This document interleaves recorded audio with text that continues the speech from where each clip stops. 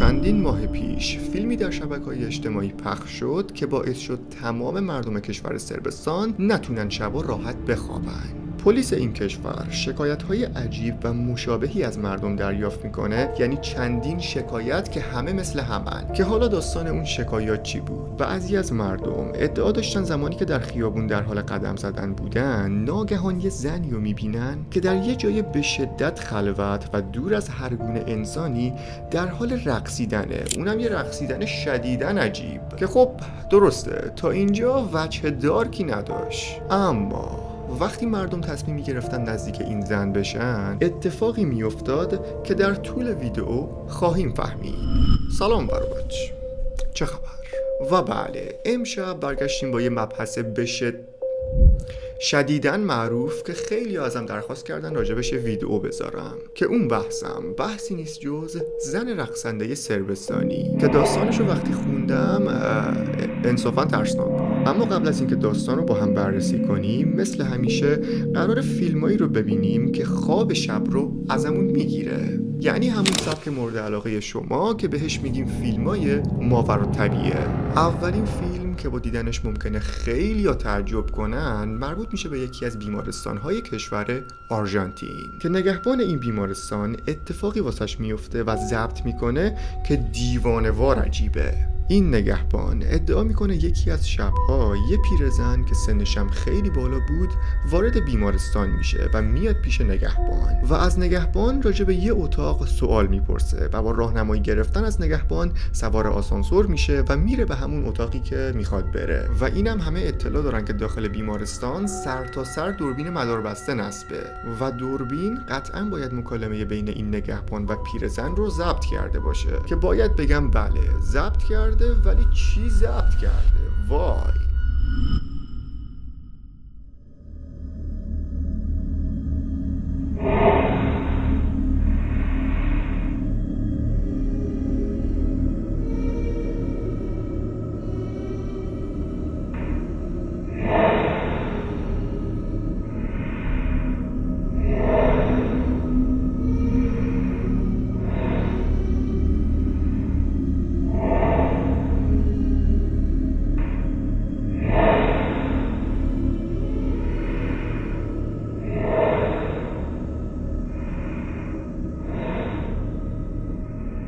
ببینید، قاطعانه میگم این فیلم یکی از عجیب ترین فیلماییه که طی این 3 سالی که داخل یوتیوبم دیدم. و حالا ممکنه خیلیا بگن نکنه نگهبان یه چیزی زده و حالش خوش نیست، نکنه یه کاسه زیر نیم کاسه است و از این حرفا، که باید بگم اگه دقت کنید در بیمارستان باز شد و به محض اینکه در باز میشه نگهبان میره سمت اون پیرزن و وحشتناکتر از همه نگهبان اسم پیرزن رو ازش پرسید و اسم پیرزن رو یادداشت کرد توی دفتر. اما حدس بزنید اون پیرزن که اسمشو داخل دفتر یادداشت نوشته بود کی بوده؟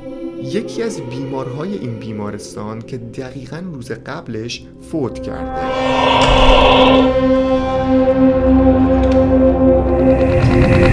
حالا راستش خدا میدونه که آیا این داستان واقعیه، الکیه، سرهم کردنش، سرهم نکردنش، اینو واقعاً کسی نمیدونه. اما بیاین فکر کنیم به احتمال 1% این ویدیو واقعی باشه و فیک نباشه. گرخیدم. و حالا فیلم دوم، چه فیلمایی پیدا کردم، به به، که بازم این فیلم مربوط میشه به یه نگهبان که تصاویر دوربین‌های مداربسته رو هر از گاهی بررسی میکرده. اینکه این نگهبان کجا کار میکنه و واسه کی کار میکنه رو اطلاعات دقیق در دسترس نداریم متاسفانه، اما ظاهراً یه جایی کار میکنه که یکم از شهر دوره و یه جای سرسبز ماننده. خلاصه این نگهبان تصمیم به بررسی فیلم‌های دوربین میکنه که بعد یکم گشتن ناگهان با یه تصویری مواجه میشه که تمام کارکنان اون منطقه از ترس میخکوب میشن.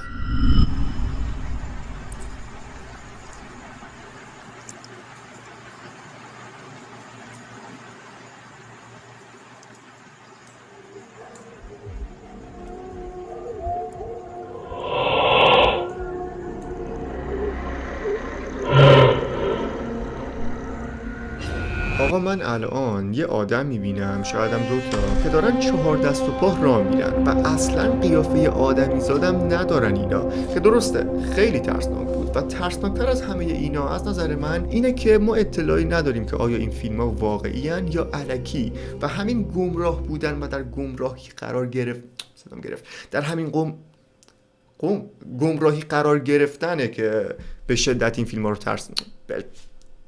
شدیداً این فیلم ها رو ترسناک میکنه. و حالا فیلم سوم مربوط میشه به یه شخصی که به گفته خودش خیلی وقت درگیر اتفاقات ماورایی توی خونشه. اتفاقاتی مثل باز و بسته شدن درها، باز و بسته شدن شیرهای آب و هر چیزی که فکرشو بکنید. که قسمت بعدش اینجاست که این اتفاقات شب به شب بدتر میشدن تا جایی که صاحب خونه تصمیم میگیره یه چنل داخل یوتیوب بزنه و تمام اتفاقاتی که واسش میفته رو اونجا آپلود کنه و از مردم کمک و راهنمایی بخواد. و الان قرار چند تا از ترسناکترین فیلمایی که این شخص داخل یوتیوبش آپلود کرده رو با هم ببینیم که اولیش به گفته خودش مربوط میشه به شکستن ناگهانی و بیدلیل آینه خونش که هم خودشو ترسوند هم مخاطبشو. اما روز بعدش این مرد زمانی که داشت از محل کارش به خونه برمیگشت دید که سایه یک پسر بچه دقیقاً جای پنجره خونه است و به شکل ترسناکی وایستاده. وارد خونه میشه، موبایلو برمیداره و فیلمی رو ضبط میکنه که الان قراره با هم ببینیم. Is that water? God, this f***ing thing is... It's not... Well, I guess it is a window, too. God dang, that thing's filthy.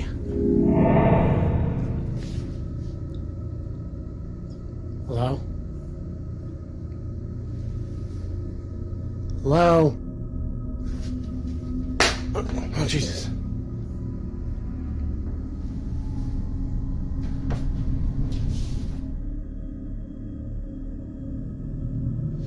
Now I got bad posture. We can fix that.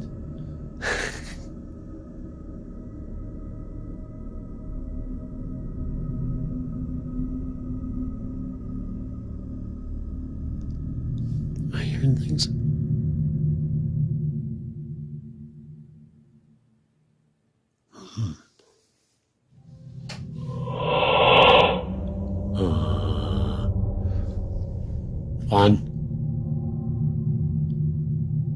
Fun. David.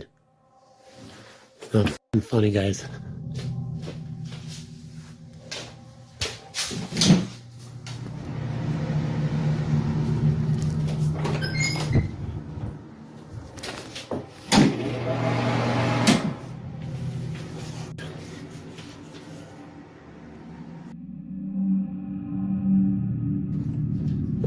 Chills, dude. How the fuck bad?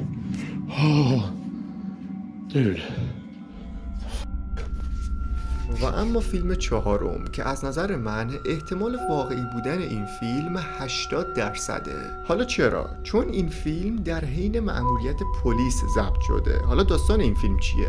ببینید یه زن خونه داشته و خونه‌شو حالا طبق هر روشی که داشته به افراد مختلف اجاره میداده. یه شب که صاحب خونه از کنار خونش رد میشه میفهمه که چراغ یکی از اتاقا روشنه و ظاهرا یکی داخل خونه است، در صورتی که اون موقع خونه رو به کسی اجاره نداده بود. صاحب خونه تنها دلیل منطقی که به ذهنش میخوره اینه که داخل خونه به احتمال 100% دزد اومده.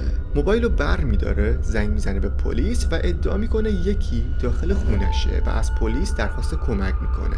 بعد چند دقیقه پلیس میرسه و شاید خیلیا بدونن اما پلیسای کشورهای خارجی، رو نمیدونم ایران هم هست یا نه، اینجای لباسشون دوربین دارن که حالا مثلا حین جنایتی، قتلی یا هر چیزی اتفاق افتاد یه مدرک معتبر با این دوربین بتونن ثبت کنن. که الان بیاین با هم تصویری که این دوربین در این مأموریت ضبط کرده رو با هم ببینیم.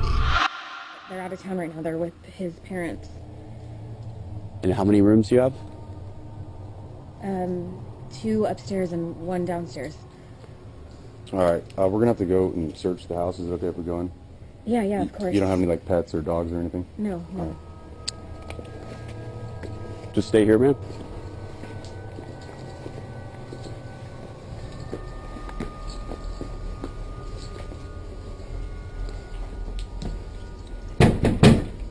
Police! If anyone's here, make yourself known.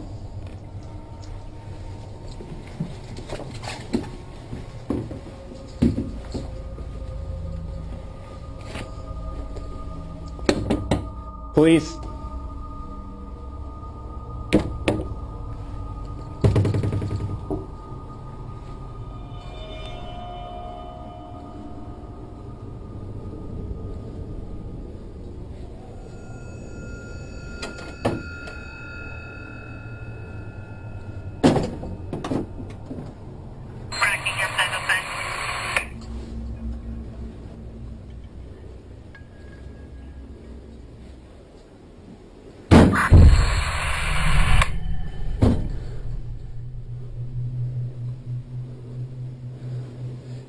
Anyone inside? I'm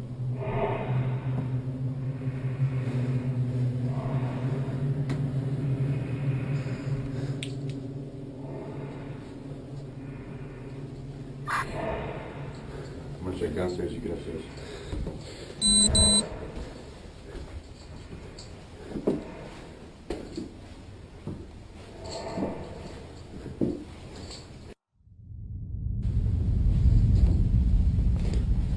Police!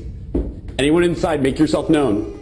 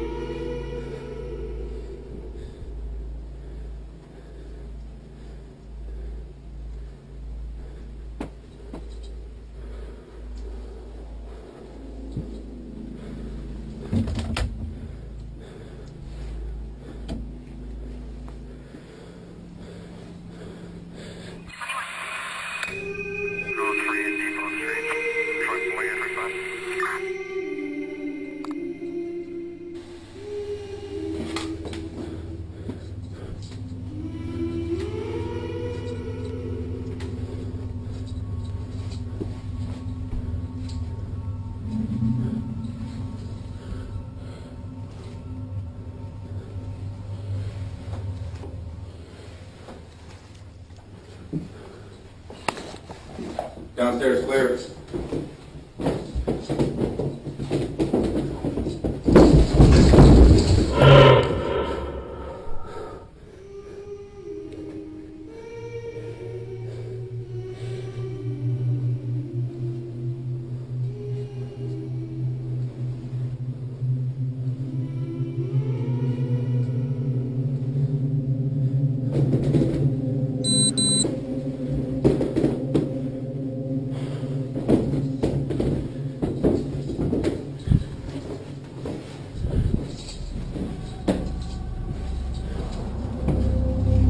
Upstairs clear? Yeah, we're good. ناگهان باز شدن در، صدا اومدن از پشت سر پلیس و خالی بودن خانه از هر انسانی واقعا ویدیو رو عجیب نمیکنه؟ و حالا رسیدیم سراغ زن رقصنده سربستانی. درباره این زن اطلاعات زیادی منتشر نشده و هیچ پس زمینه و مقدمه خاصی نمیشه واسش تعریف کرد. اما داستانی که زیاد توی اینترنت میچرخه اینه که در سال 2019 یه شخص با موبایلش فیلم یه زنی رو ضبط میکنه که در کوچه های تاریک رقص شدیداً عجیبی انجام میده.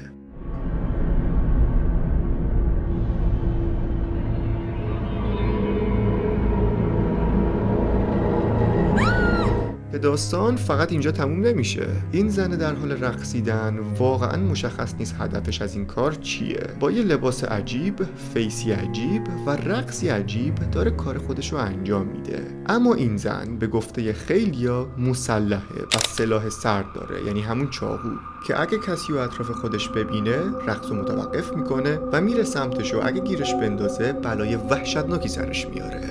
زمانی که این فیلم برای اولین بار در سال 2019 آپلود شد کسی بهش توجهی نکرد، تا اینکه همین چند ماه پیش افراد بسیار زیادی این زن رو توی کوچه پس کوچه های شهر در حالی که داره میرقصه پیدا میکنن. بعد از اینکه حسابی این خبر سر و صدا میکنه، پلیس شکایت هایی دریافت میکنه که همه مثل همن و همه دارن راجع به یه زن رقاص که سلاح سرد به خودش داره و اصلا معلوم نیست روانیه یا سالمه یا نه شکایت میکنن. که پلیس معمولا به چنین بحثایی توجه نمیکنه، اما خب دیدم که میگن پلیس پیگیر این زن است و شدیداً پرونده جدی هستش که خب ممکنم هست، ولی ترسناکه.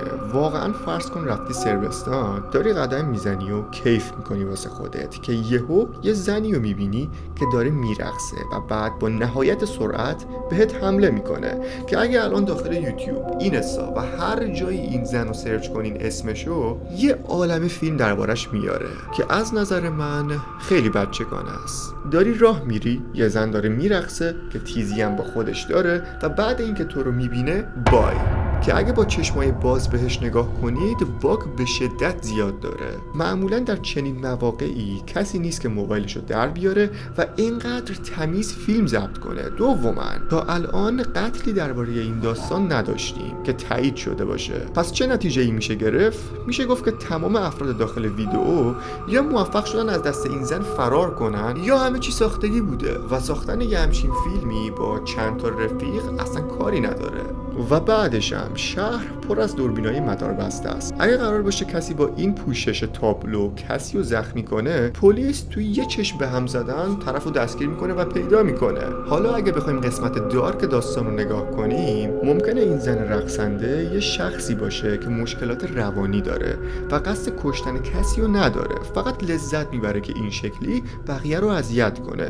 یا ممکنه یه گروه مردم آزار باشن که برنامه ریختن و دارن مردم رو اذیت میکنن، که هر نظریه‌ای راجع به این زن رقصنده میشه ارائه داد. اما خب قضاوت با شما، کاراگاه این پرونده بازم شما هستید. اگه قضاوتی، اگه نظریه‌ای، اگه فرضیه‌ای یا هر چیزی دارین حتما توی کامنت بنویسید. و بیشتر از این مطلب راجع به زن رقصنده نیست توی اینترنت و بیشتر حالت افسانه مانند داره که یکی عملیش کرده و کل مردم صربستان رو ترسونده.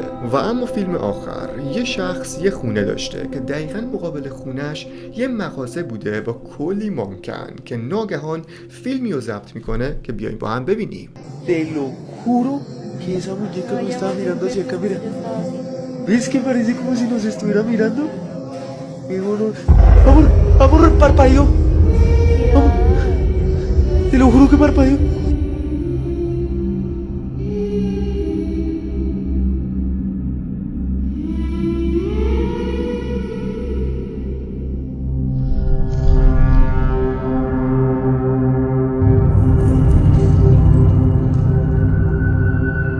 خیلی خب، برای بچینم از این ویدیو بود. مرسی که فیلمو تا اینجا تماشا کردید. 3 تا فیلم اول اگه از حق نگذریم انصافا ترسناک بود. حالا بقیه هم ترسناک بود ولی اون 3 تای اول شدیداً گرخیانه ترسناک بود. خب اینم از این ویدیو بود. امیدوارم لذت برده باشید. اگه ترسیدین، اگه هیجان داشت، اگه آدرنالین خونتون رفت بالا، حتما با لایک کردن، کامنت گذاشتن و سابسکرایب کردن یه حمایت به این ویدیو و بنده بکنید. عشق منید و تا فیلم‌های بعد، خدا نگهدار.